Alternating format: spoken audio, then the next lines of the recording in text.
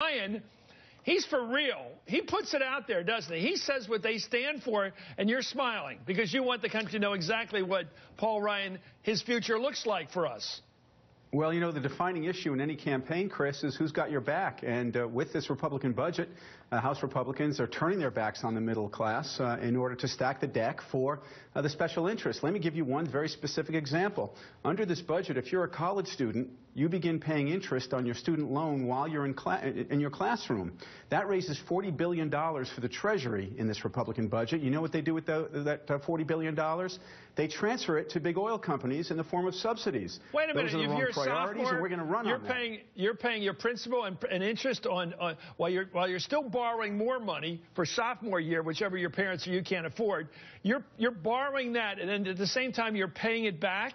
How's that work? You're borrowing it, you're paying it back, and this Republican budget pays the oil companies that $40 billion that they raised from that one line item in the budget.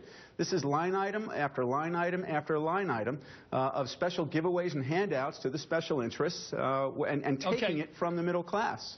Congressman, let's talk to the retired person watching this right now. My dad was a Republican all his life, but he loved Medicare from the moment he met it. He fell in love with Medicare. He liked somebody besides himself footing the bill for his medical costs when he got older. And my question is, how in the world can young Paul Ryan, at his tender age of 40-something, how can he say that an 80-year-old person, a woman, perhaps a woman, they tend to live longer. Suppose you're 80-some years old. You're elderly. You're not older. You're elderly. And you're out there trying to find a health insurance policy for you, not for your kids, but for you. And you have to go on the market to get it. So you're handed a voucher.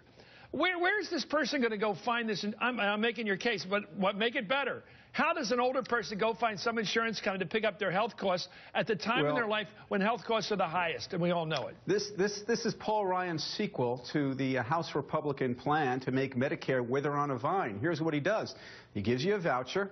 That's going to be more costly. If you decide that you want to stay in traditional Medicare, your premiums go up 50%. 50%. And at the same time, under this budget, they reopen the donut hole, which means you get hit with a $1,200 additional bill for your prescription drugs. So once again, this budget is takes from seniors, takes from students, raises taxes on the middle class, raises out-of-pocket costs for seniors, and for what? To make the special interests more powerful, to reward the special interests. Let's get to catch-22 here.